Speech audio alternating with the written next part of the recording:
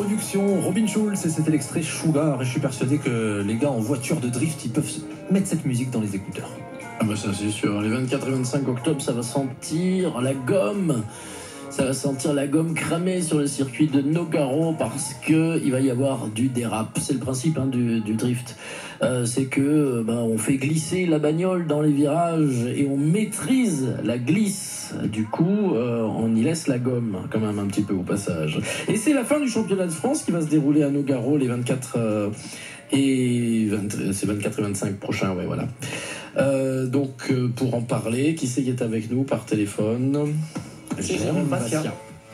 Jérôme Bassia, bonjour. Bonjour.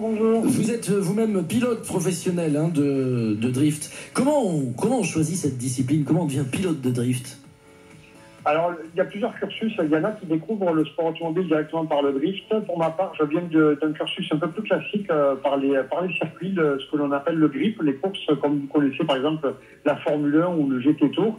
Et en fait, l'avantage du drift, c'est qu'il n'y a plus de chrono.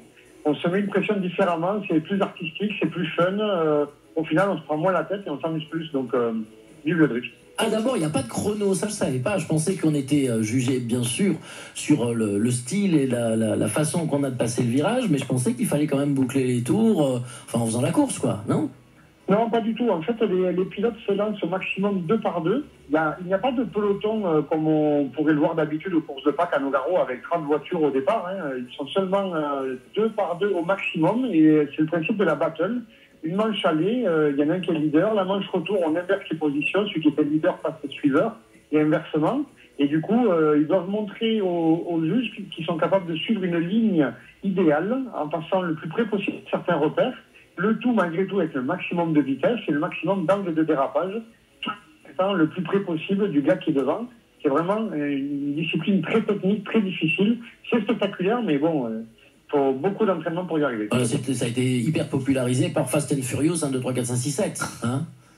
Ouais, surtout les débuts. À la fin, les derniers opus sont un peu moins drift. On les voit tourner dans les trucs de parking, là, souvent. Oui, c'est vrai, effectivement.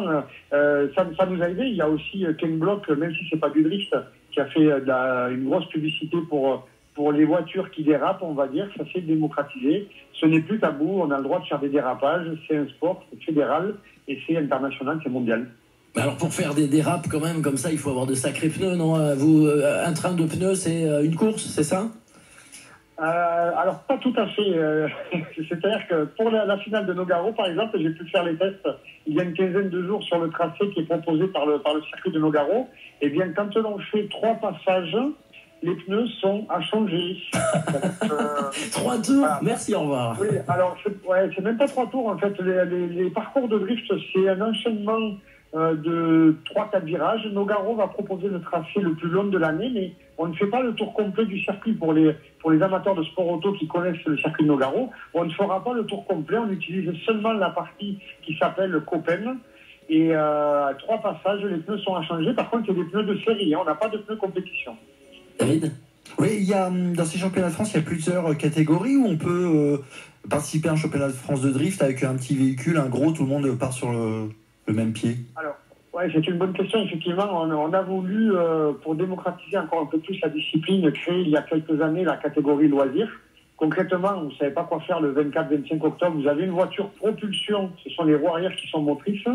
Vous pouvez vous inscrire. C'est la catégorie loisirs. Il n'y a pas besoin d'arceau de sécurité, pas besoin de combinaison. Vous allez rouler un par un. Vous n'avez pas le droit de faire les battles comme les pros ou les élites qui, eux, ont un équipement complet de sécurité. Mais vous pouvez commencer avec très peu de moyens, sans investir beaucoup d'argent. Venez essayer si vous voulez. Ça, c'est les loisirs. Et ensuite, la deuxième catégorie, c'est les pros élites.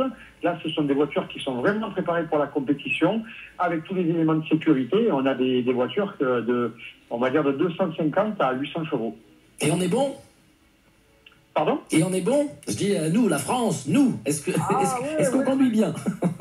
Oui, alors les Français sont bons, effectivement. Ils se sont fait une bonne réputation en Europe dans des catégories comme le King of Europe, ou quand les Français s'exilent à l'étranger, en Allemagne, en Irlande, ou qui vont faire quelques piges par-ci par-là.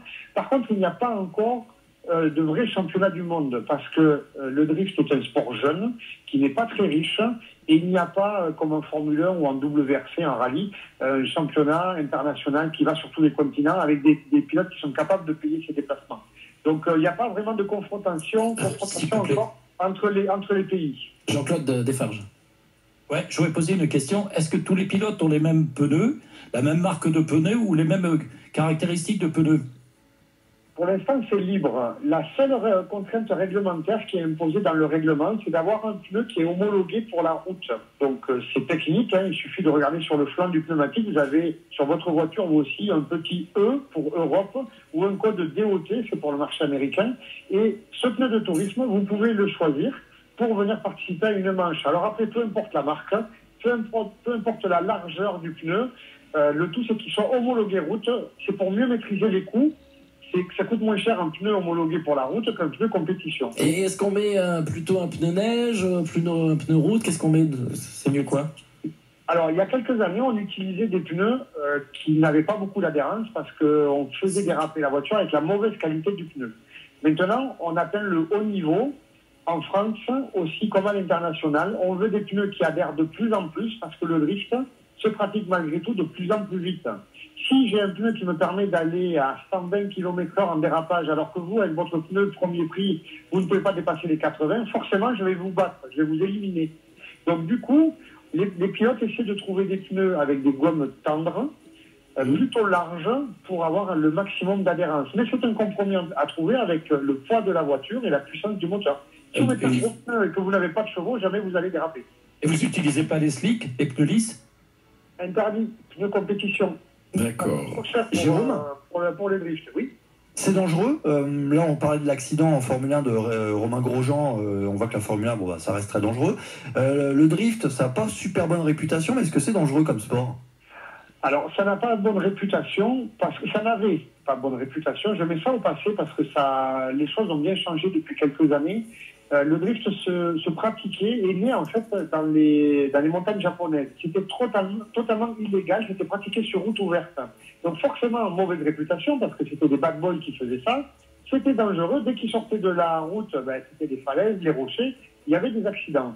Maintenant que ça s'est démocratisé et surtout que ça s'est professionnalisé et fédéralisé, eh bien le drift se pratique en France sur circuit ou sur des zones homologuées.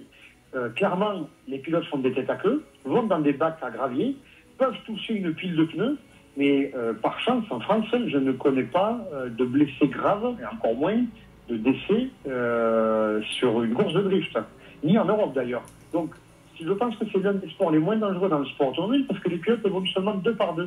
Il n'y a pas de course en peloton. Jérôme Vassia, je vous mets à l'épreuve. Qu'est-ce que c'est un heel and two? Un talon pointe ou heel and two. Ah, le talon pointe, c'est une technique qui est utilisée, excusez-moi, ça grésille un peu dans le téléphone, j'avais pas, avec votre accent superbement maîtrisé en anglais, j'avais pas c'est pour ça.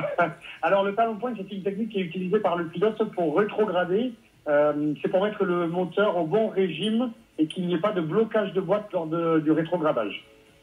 Voilà, donc on fait un double pédalage pendant un freinage en utilisant le pied droit à la fois sur la pédale de frein et la pédale d'accélérateur, David. Tu vois ça? Alors, je vais vous poser une colle à ton tour. Allez. Qu'est-ce que c'est qu'un e-break? Oula, un e-break. Un e-break, c'est on braque. Il y a du frein à main là-dedans. Alors en fait, c'est une des techniques qui est utilisée par les drifters pour commencer la glisse, pour mettre la voiture en dérapage. C'est tout simplement le frein à main. Ça arrive à pleine vitesse dans la ligne droite, par exemple au circuit de Nogaro pour l'Armagnac, et ils mettent un coup de volant, ils mettent un coup de frein à main, c'est le e-break, ça permet de mettre la voiture en dérapage. C'est l'une des techniques qui existe. Alors e-break et long slide, s'il vous plaît. J'ai toute la technique là sur Wikipédia, il y a tout ce qu'il faut. Je peux vous parler du clutch kicking, du front drift, du left foot braking, enfin. Le mieux c'est quand même de venir vous voir. Alors c'est pas le week-end prochain, on peut déjà noter dans les agendas. C'est le 24 et 25 sur le circuit de Nogaro. Ce qu'on aime dans les sports moto, auto, sports qui font, c'est que ça fasse du bruit, que ça sente la gomme et qu'il y ait de l'ambiance autour. Est-ce qu'il y a de l'ambiance autour? Comment ça se passe? Est-ce que le public crie? Comment c'est une rencontre de drift? Clairement, c'est spectaculaire. On organise une compétition, ça s'appelle un championnat de France, donc c'est hyper important sur le plan sportif, mais avant tout, ce que j'essaie de faire, c'est d'organiser un show. Il faut que les pilotes se sentent adorés par le public, questionnés par les médias, et il faut proposer quelque chose de qualité pour que les gens ne s'ennuient pas et qu'ils soient impressionnés par la performance des pilotes. Et c'est le cas, c'est-à-dire que la recette fonctionne. Alors c'est pas moi qui l'ai inventé, cette recette, elle existe dans d'autres pays. Il y en a plein de pays essaient de faire du mieux possible pour proposer le meilleur spectacle. Et le public, par exemple, pour une course de drift, dans la plupart des cas, il voit l'intégralité de la course, car ça se passe sur 3 ou 4 virages seulement. Du coup, il n'y a pas de frustration de louper la bonne action parce qu'on n'est pas au bon endroit. En drift, le public voit tout. Ça, c'est hyper important. Ensuite, pour le pilote, la performance est très très courte. À Nogaro, ça se passera sur une trentaine de secondes pour un run. C'est-à-dire qu'on doit être au top pendant 30 secondes. On n'a pas 10 tours pour faire une performance, on a 30 secondes. Si on faillit pendant ces 30 secondes, on peut être éliminé sur le champ, c'est fini. La course est terminée, on rentre à la maison. Donc, c'est de l'adrénaline. Il y a une forte communion entre les pilotes et le public, parce que les pilotes sont amateurs, la plupart, clairement, et sont ravis de parler du drift, comme moi je le fais actuellement. Les pilotes, dans le paddock, pendant la course, accueillent le public à bras ouverts, ils font des photos, des séances dédicaces. Les mômes montent dans les voitures de course pour faire la photo avec papa. C'est vraiment... c'est très familial, c'est spectaculaire, c'est génial. Et vous le vendez super bien, Jérôme Vassia, pilote professionnel et promoteur du championnat de France de drift. Donc la dernière manche se dispute le 24 et 25 octobre sur le circuit de Nogaro. Merci d'avoir été avec nous dans Lundi Sport sur CFM Radio. Et je vous attends à Nogaro alors. Hein. Ça marche, merci à vous. On terminera le quiz. Au revoir. Au revoir.